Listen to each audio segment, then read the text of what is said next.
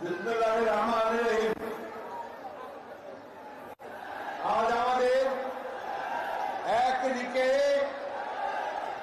অত্যন্ত আনন্দ, অন্যদিকে আমরা বেদনায় আপ্লুত। বেদনায় জন্যে যে আমরা দীর্ঘ 16 বছর এই ফাঁসির বিরুদ্ধে সংগ্রাম করে লড়াই করতে গিয়ে আমাদের বহু ভাইকে হারিয়েছি। আমাদের বহু ভাই শহীদ হয়েছে, গুম হয়েছে, খুন হয়েছে, 60 লক্ষ মানুষের মধ্যে মিথ্যা মামলা দিয়েছে। আমাদের প্রাণপ্রিয় নেত্রী, এই দেশের গণতন্ত্রের আপসীন নেত্রী, দেশের নেত্রী বেগম খালেদা জিয়াকে অন্যায়ভাবে সাজা দিয়ে কারাগারে 6 বছর আটক করে রাখা হয়েছিল।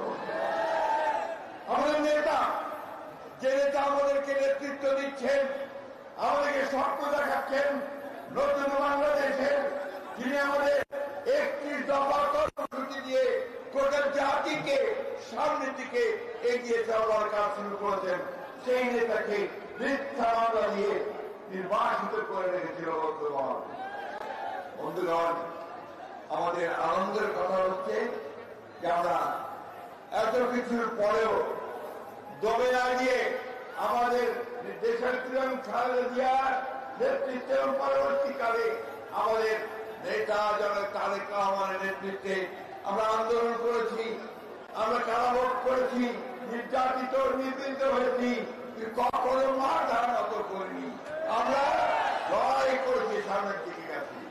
বন্ধুগণ, আমি আজকে আমাদের সেই সব শহীদ যারা এই দীর্ঘ 15 বছরে এবং জুলাই আগস্ট মাসে যারা প্রাণ দিয়েছেন, শহীদ হয়েছেন, আমাদের সেই সব আহত ভাইদেরকে যারা আহত হয়েছেন, পঙ্গু হয়েছেন, চোখ হারিয়েছেন, তাদের প্রতি সহানুভূতি জানাচ্ছি।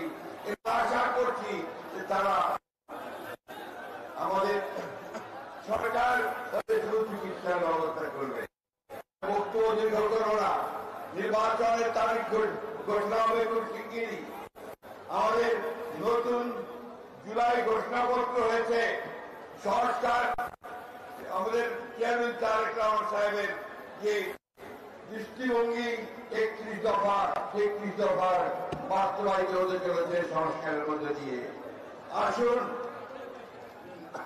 আজকে আমরা সেই শপথ গ্রহণ করি যে আমরা বাংলাদেশকে সত্যিকার অর্থে একটা সুখী সমৃদ্ধ বাংলাদেশ গড়ে তুলব। স্বাধীনতার ঘোষক শহীদ প্রেসিডেন্ট জিয়ার আমাদের যে স্বপ্ন ছিল সমৃদ্ধ বাংলাদেশ, আমাদের দেশের বেগম খালেদা জিয়ার যে আপসীন নেতৃত্বের মধ্য দিয়ে যে গণতন্ত্রকে আমি রক্ষা করেছিলাম, আজকে আমাদের নেতা যারা তারেক রহমানের নেতৃত্বে আমরা সেই গণতন্ত্রকে উদ্ধার করব। আমরা সমৃদ্ধ বাংলাদেশ নির্মাণ করব, সাম্য মানবিক মূল্যবোধ ও মর্যাদার একটি দেশ, একটা রাষ্ট্র আমরা তৈরি করব। বিশ্বের দরবারে আর মাথা উঁচু করে দাঁড়াবো। আমাদের ভারতের চেয়ারম্যান সাহেব এখানে উপস্থিত আছেন। আসুন আজকে আমরা সবাই আমাদের পক্ষ থেকে তাকে ধন্যবাদ জানাই যে তিনি আমাদেরকে নেতৃত্ব দিয়ে আমাদের মুক্তির পথ দেখিয়েছেন। আমি ধন্যবাদ জানাবো দেশের সমস্ত মানুষকে, রাজনৈতিক দলগুলোকে, ছাত্রদেরকে এবং নয়, আমি দেশপ্রেমিক সেনাবাহিনীকে আমি আন্তরিক কৃতজ্ঞতা জানাতে চাই। তাদের সহযোগিতায় আমরা এই অর্জন, ওই বিজয় অর্জন করতে পেরেছি। এই কথা বলে আমি আবার চেয়ারম্যানকে অনুরোধ করব যে এই জনতার উদ্দেশ্যে তিনি কথা বলবেন এবং তিনি আজকে এই র্যালির উদ্বোধন করবেন।